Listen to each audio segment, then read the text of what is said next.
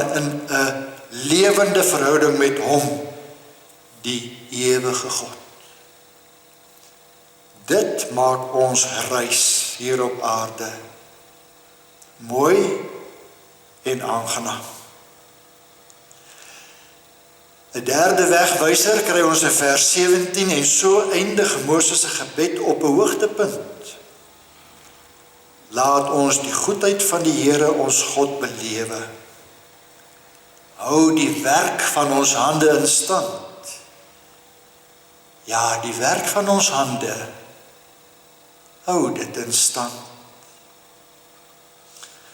Op 'n verrassende wyse kry die tydelikheid en verganklikheid van die sondaarmens met eens ewigheidsperspektief. Wanneer word 'n nietige mens ingesuig in die ewigheid? As God se werk vir hom duidelik word. Wanneer hy God as God erken en in afhanklikheid van hom begin lewe, dan gebeur die wonderwerk. God se kinders kom onder die indruk van sy grootheid. Die verbondsliefde van God skemer deur van geslag tot geslag. Al beleef ons die werklikheid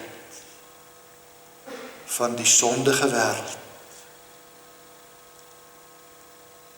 Maar in hierdie wêreld begelei sy goedheid en sy liefde ons elke dag.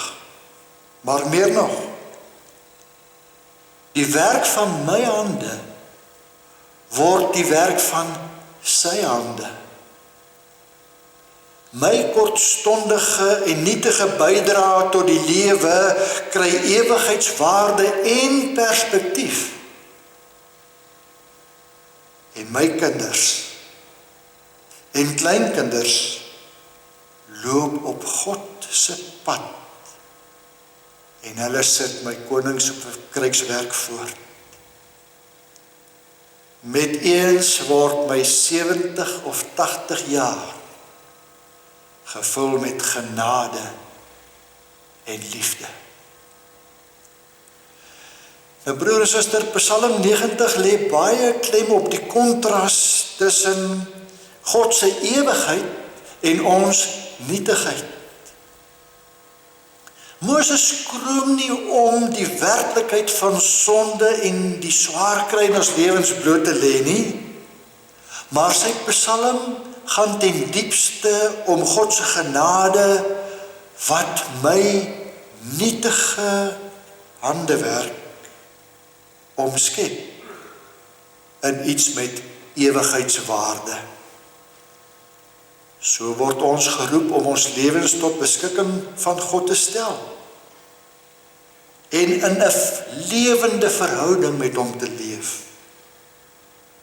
En natuurlik maak dit dan ook my verhouding met my naaste ook mooi. So lewe ons as God se lig in 'n donker wêreld. So kry die lewe sin en kry die sterwe wins en betekenis.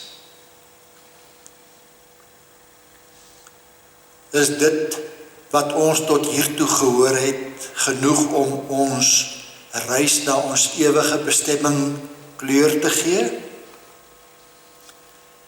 Is ons reis beperk tot blote godsdienstige pligte en handelinge?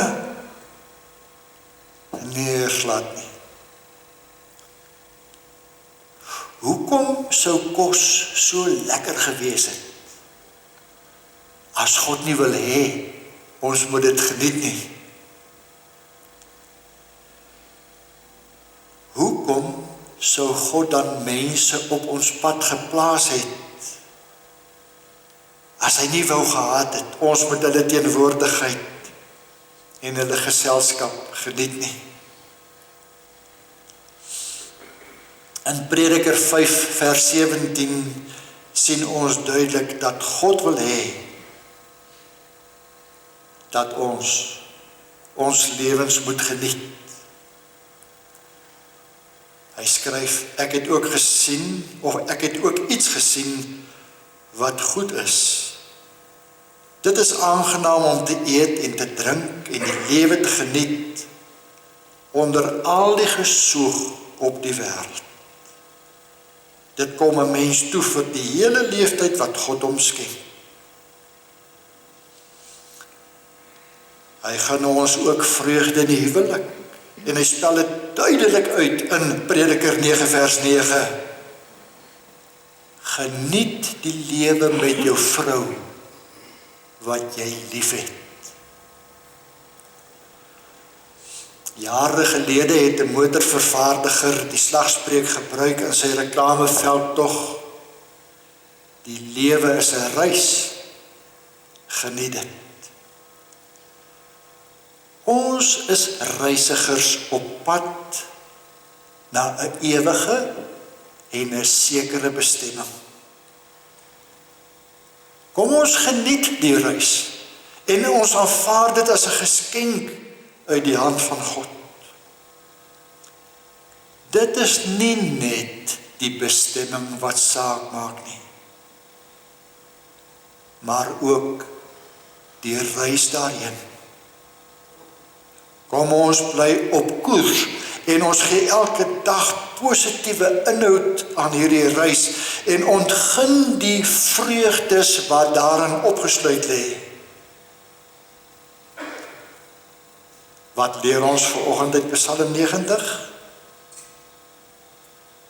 Leer die kuns aan om die lewe te geniet. Amen.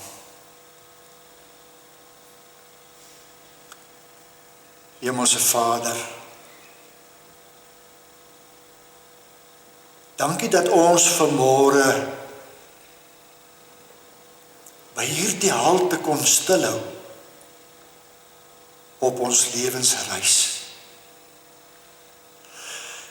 Dankie vir die padkos wat U vanmôre vir ons voorberei het om die reis verder te kan geniet.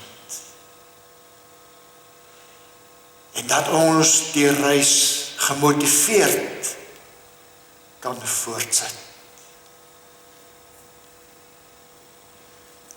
Dankie dat U aan ons handewerk ewigheidswaarde gee. En dankie vir die reis van hierdie gemeente tussen die mielielande. Want hierdie gemeente neem die lidmate op reis en berus hulle toe om hulle reis betekenisvol te maak. Daarom bid ons vir al die aksies wat hier geloods word, waarvan die gevolge verder kring as net binne die gemeentegrense.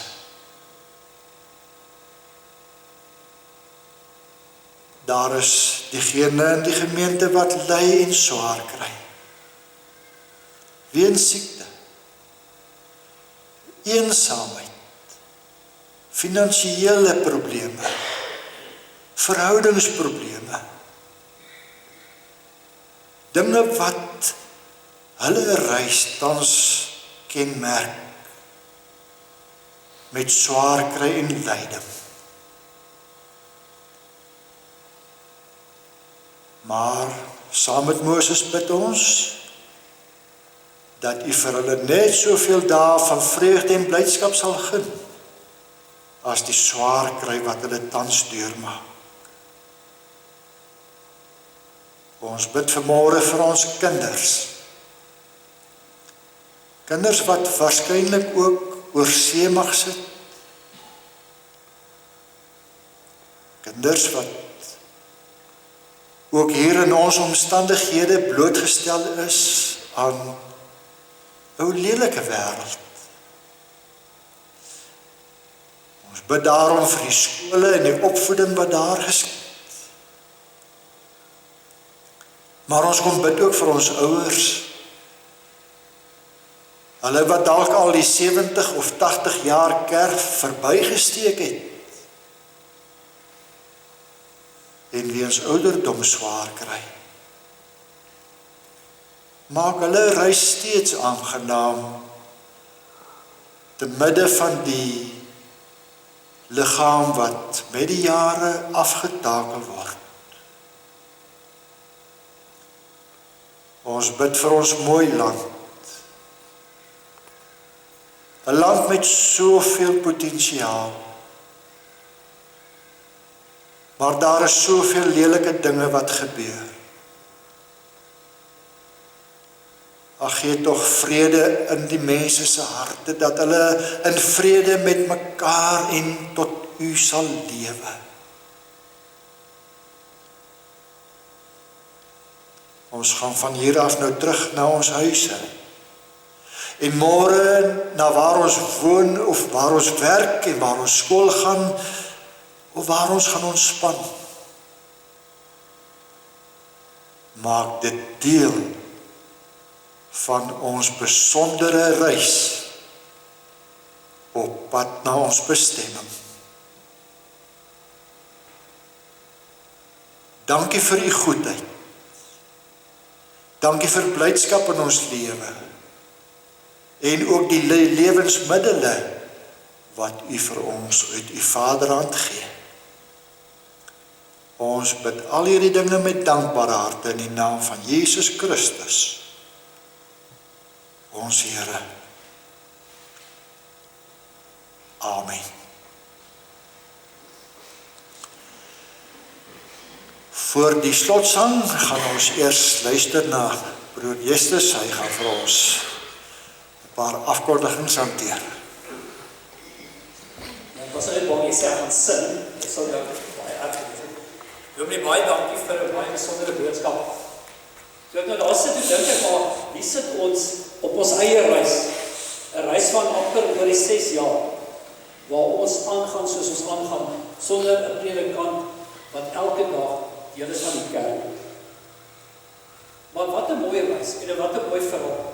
So, ek wil julle vat na maandagooggende, dinsdagoggende en donderdag. Dan is hier 'n kliniek by ons kerk. En ons kerk en lidmate is betrokke by 'n voedingsskema wat ons noem die Broodjie projek, wat nou al vir baie jare aangaan. En dan staan ek hierso met iets wat is bietsie. Ons sê vir jou baie dankie vir hierdie projek. Ek lees toe nou deur hierdie bottel.